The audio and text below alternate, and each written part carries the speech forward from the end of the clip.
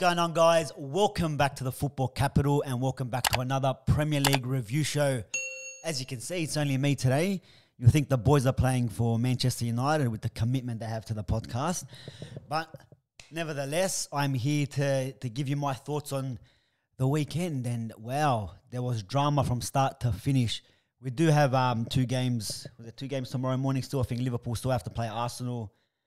There might be Aston Villa as well, have to play as well. But the first game that kicked off the weekend, Brighton at home to Manchester United. Now, after the big defeat, you can say, to Crystal Palace last week, it was a must-win for United and not convincing.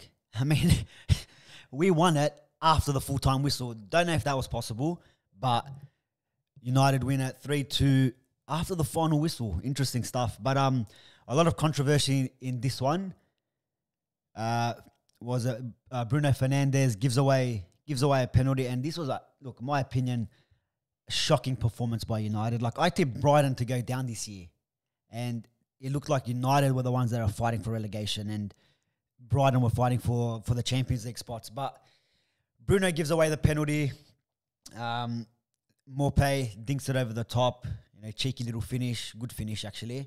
But look, 2 minutes later, United respond, and it's Bruno Fernandes that puts that cross in for, was it Nemanja Matic in the back post there. And I think it went off by Maguire, but they gave it an own goal or something. But United made it 1-1 just before halftime. But you know what? Coming into the second half, another penalty given. And we'll speak about a lot of the controversy with the VAR and the handballs and all that they've been given throughout the first couple of rounds. But poor Pogba gives away a penalty.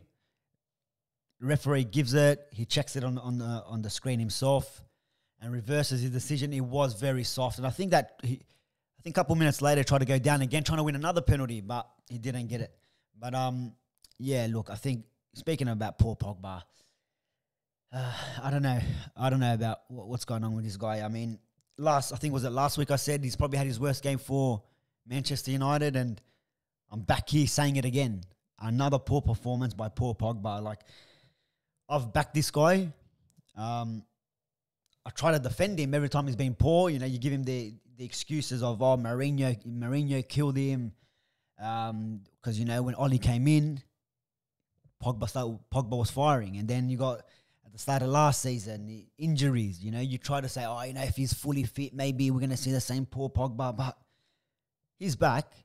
I don't know what the issue is. Is he still affected by the whole COVID thing that he had a couple of weeks ago? Because he just looks like he can't be asked. And I don't know how much more, how much patience I have left with this guy. I'm even starting to think it's time to cash in. Get anything for him and get someone else that can actually play. When Van der Beek comes in, he looks a lot better player than what Pogba's been the last couple of matches, even from last season. And to get subbed off for Fred, that's a worry. You're getting subbed off for someone like Fred. That, yes, all right, he was decent for us a bit last year, but come on, like, you expect more from Paul Pogba, especially the price tag that we bought him for. All right, I always speak about it's not about the price tag, but we know the quality that he has, and he hasn't really shown it for us. And that's what kind of pisses me off in the last couple of months, where he's been all right. After lockdown, he was decent, still wasn't the best. But look, if we look at it just solely on this game, couldn't be asked. His every pass he gave straight to Brighton. He's off on the ball. He gets bullied. By the smallest players, he gets bullied off the ball. But even against Crystal Palace, same old story. So I don't know what's going to happen with poor Pogba. Do we have to cut our losses? And let us know what you guys think as well. I know on his day, he's our best player. But how many on his day does he have or has he shown? And frankly, I do not know how much more time I'm going to give poor Pogba at Manchester United. I mean, to be honest, he just hasn't cut it. And it's disappointing because we know the qualities that he has. We all know the kind of player that Paul Pogba is. We've seen it in the World Cup, what kind of player that Paul Pogba is. At United, if he doesn't want to be here, then yeah, look, just show him the door, and then let's bring in players that maybe can do that role. Van der Beek has come in 2 games. He hardly played one half last week, and a bit of this one, and I don't really know, to be honest. I don't really know what's going on with Paul Pogba. But look, it was 1-1. We go up on the other end, and we did score 2 goals. From one from Greenwood that was offside. Rashford was offside again, and then Rashford scored in the second half, which was offside. And even Marcus Rashford has been getting a lot of stick from a lot of the Man United fan base. To be honest, he wasn't really involved in the game too much. But look, and even the 2 offsides, you got to be looking at your line. You got to be making sure, especially in them situations, VAR's involved now. They're going to call every single thing back, and you must look across the line. He's got to do better. But look, he gets the ball, and then he sits down about 3 or 4 players and does finally get his goal. That makes it 2-1 for United. And then typical United in the 90th minute, 94th, 96th minute or something, we give away a goal. And now the whole game was that who was in the back? Solly March, whatever. However you say his name, he's been free the whole game, and that on that right hand side, the whole game. Wan-Bissaka was losing his man. He probably had his worst game for United. Wan-Bissaka, he could have scored a hat trick. Simple as that. He could have scored a hat trick. He got a ball one that hit the post, rolled straight past De Gea. I think another one hit the crossbar. Then you had on the same side Trossard hitting the crossbar. I think they hit the post. It must be a record, about five times in that one game. And look, we got absolutely dominated in this game. It's unbelievable to say. To be honest, it's exactly the same lineup that started when we beat them 3 or 4-0 at the back end of last week. How have they spelt Bruno Fernandes here? That is unbelievable. But look. Yeah, it's the same starting lineup that played them at the back end of last year. And we beat them 3 or 4-0. And here we're struggling. I do not... Look, it is frustrating. I don't know. Like, I've picked these guys to come second. And by the looks of it, second last is more likely than second. It is frustrating. But look, couple minutes, with a couple seconds, literally after they scored their goal, we go grab a corner. I don't know if there was a bit of a debate whether it was a corner or not. I can't really remember. But Harry Maguire gets a head onto it, and Maupay, he was doing these ones after his little Panenka. That's a handball, stupid handball. You can't be throwing your hands out there like that. But the referee does blow his full-time whistle. So I don't know what the rules are or what the situations are when the referee blows the full-time whistle. Can you go back? Obviously, they did. So I'm guessing it's all right. Who knows? I've never seen that happen before. But, yeah, you've seen deliberate handball. He did put his hands up in an unnatural position. And Bruno Fernandes steps up. And it was the most nervous couple of minutes there while he was stepping up for the penalty. Almost as nervous as that one Rashford was took against Paris Saint-Germain in the Champions League. But, look, tucks it away. And to be honest, I don't really care. Like, 3 points is 3 points. I know everyone's going to go, but you're happy. United won with a penalty again. But a penalty is a penalty, yeah? Let's call it facts, yeah? Facts are facts. Penalty is a penalty. Whether you brought it back from after full time, literally won it, not the last kick of the game, the last kick after the last kick after full time, which is crazy. But look, overall performance. I'm happy with the result. I mean, no United fan can complain about the result, but the performance, like, to be honest, I don't even think we deserved the 1 point out of this game, let alone all 3. I think Brighton are hard done by. And I think even Ollie came out and said he wasn't happy with the performance, but you got to question him as well. Are the players tired? I mean, you've seen, if you look at some of the results, not just in the Premier League, but around Europe, you've seen the teams that have gone further into the Champions League have been struggling. All right, Bayern Munich won 8-0 against Schalke in the first game, but they've lost 4-1 to Hoffenheim. Then I think Paris Saint-Germain lost their first game. You see Manchester City, we'll speak about them a bit later on, dropping points. I don't know what it is, but this team and these players that we have, we should be steamrolling Brighton.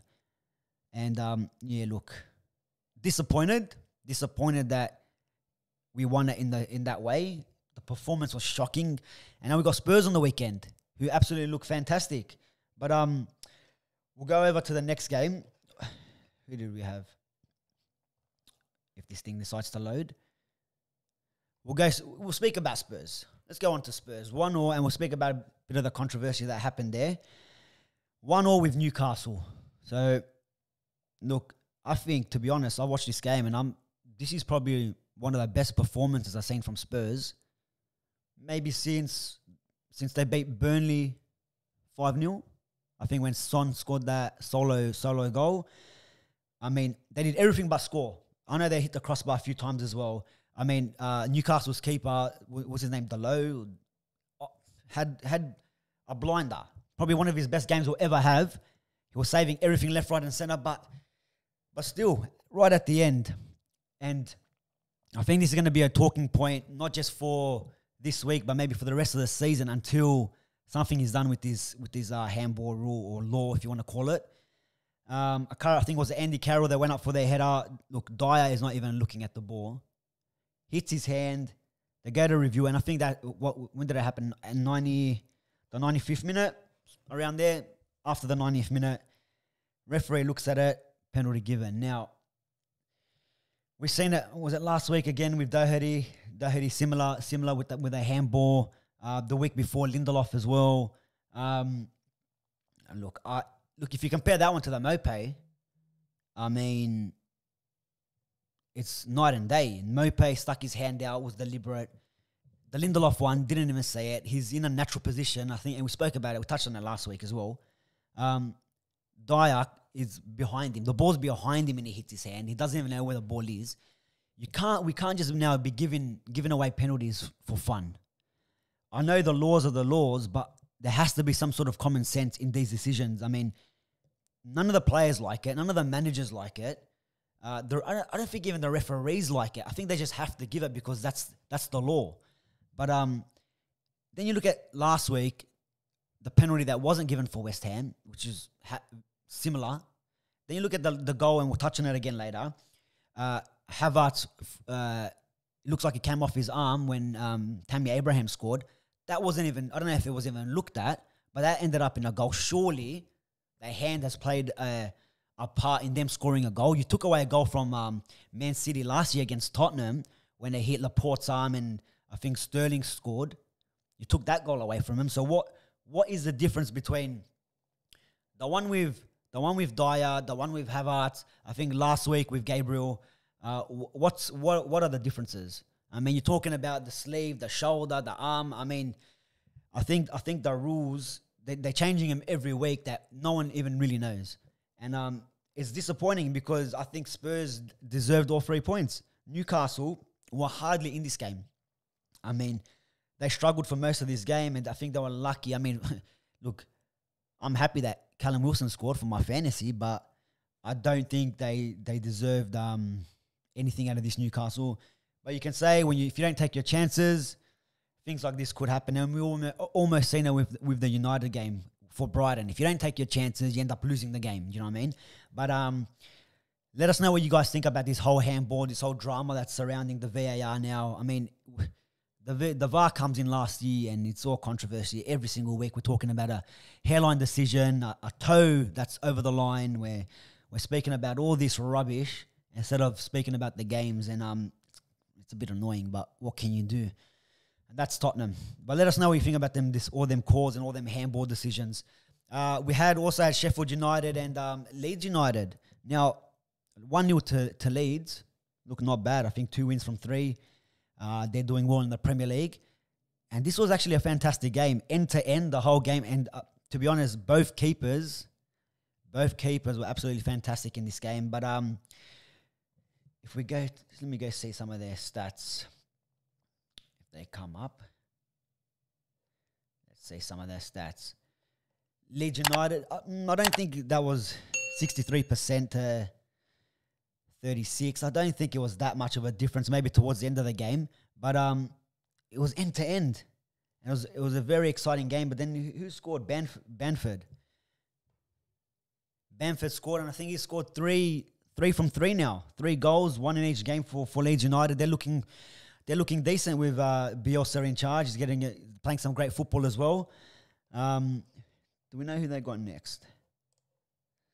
I can't say. But look, Leeds United are looking fantastic, and they're going to cause a lot of people trouble.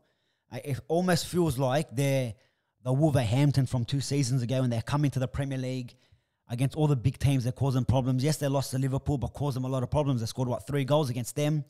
Winning last week, winning against this week, keeping a clean sheet.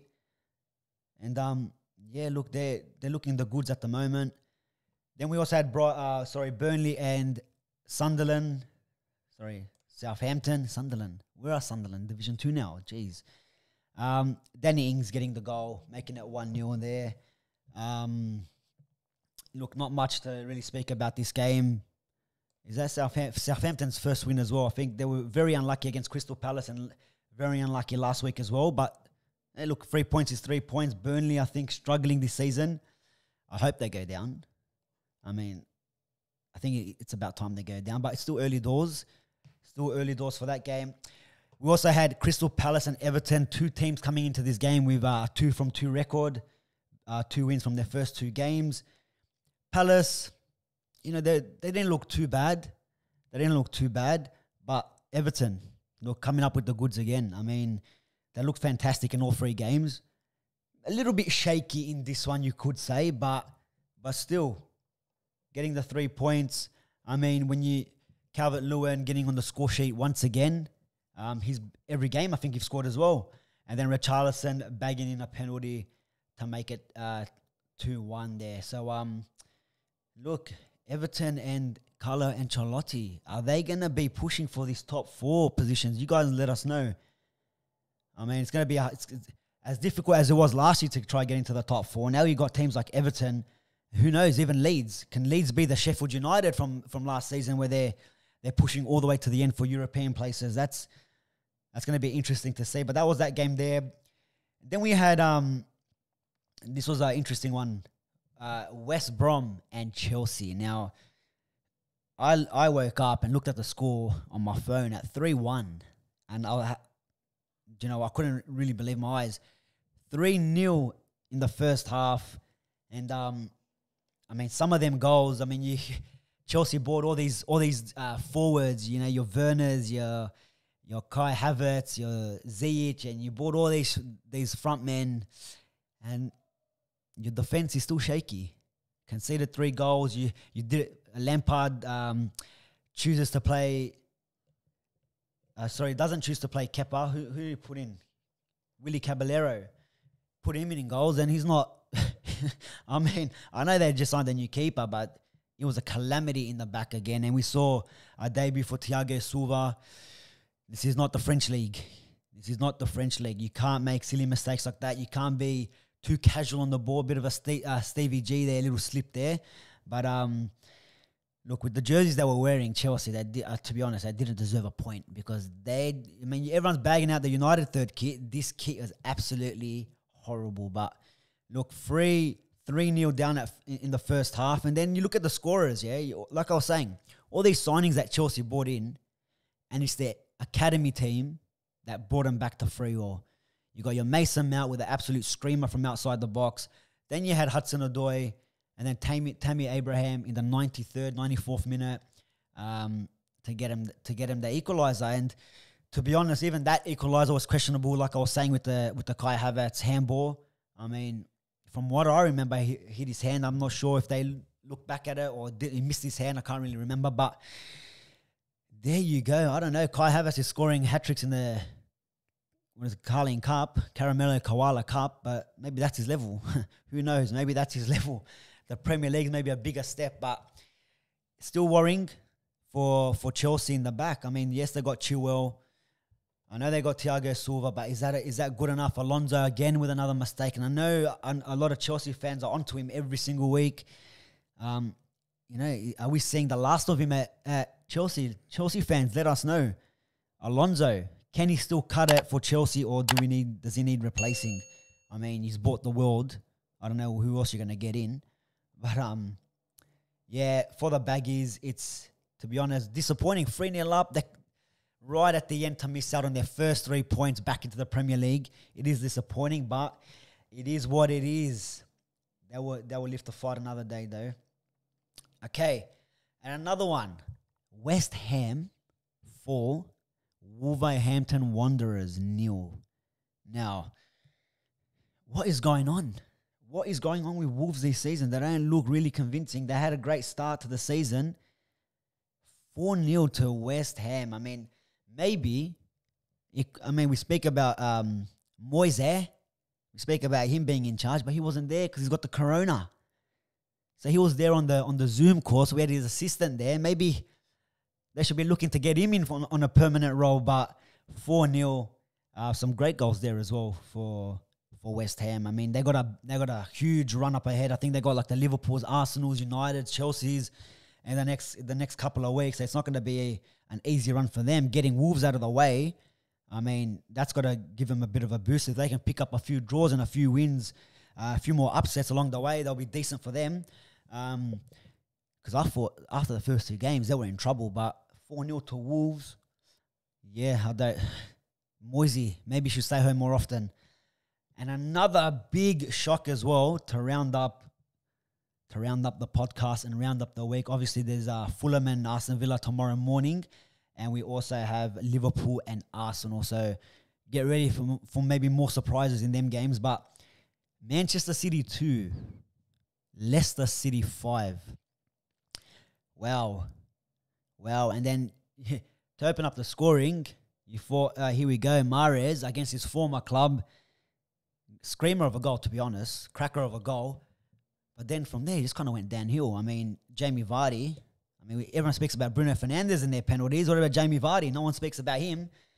Yeah, 3 games, 4 penalties. Bruno Fernandes, I think, 14 games last season, only 4 penalties. So, I don't know. Jamie Vardy is having a party again. But another hat-trick for Vardy.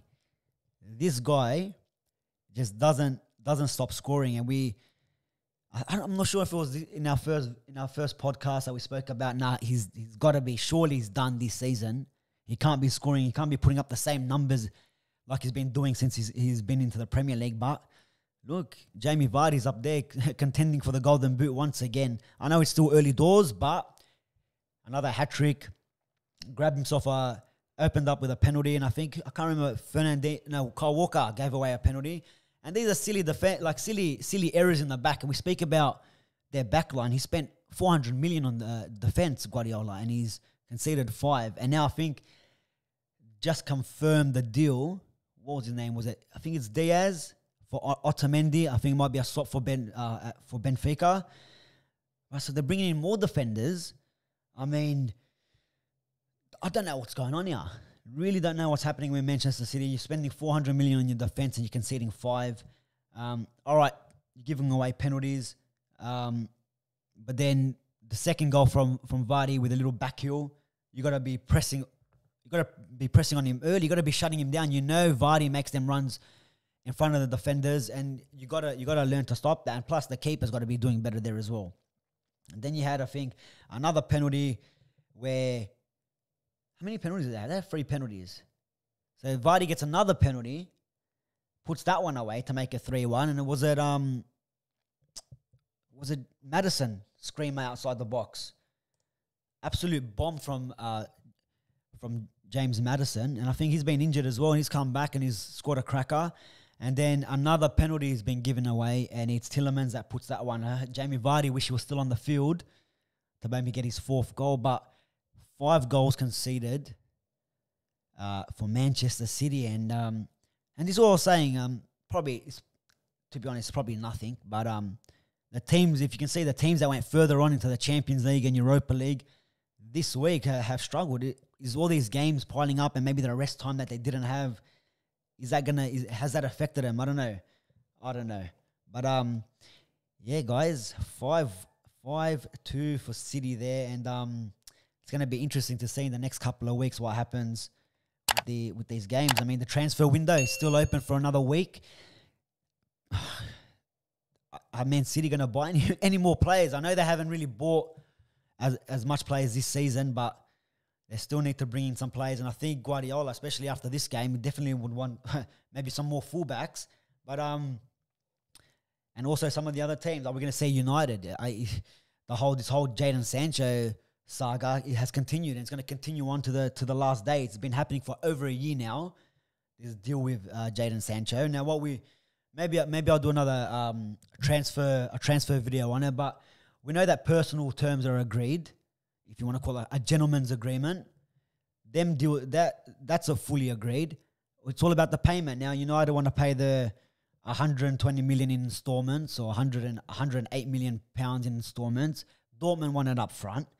You just can't win. This is definitely going to go down to the wire for Jadon Sancho. But I mean, there has to be other alternatives there for Ole Gunnar Solskjaer. He definitely needs players, and we got to remember, it's not only your squad depth that you need players for. If a player gets coronavirus, which most likely, we're in a pandemic, most likely will happen, there you go, you got players out for 2 weeks. And if he's training with the squad and you got more players that have been affected, not just for United, I'm talking about for any of the other teams as well.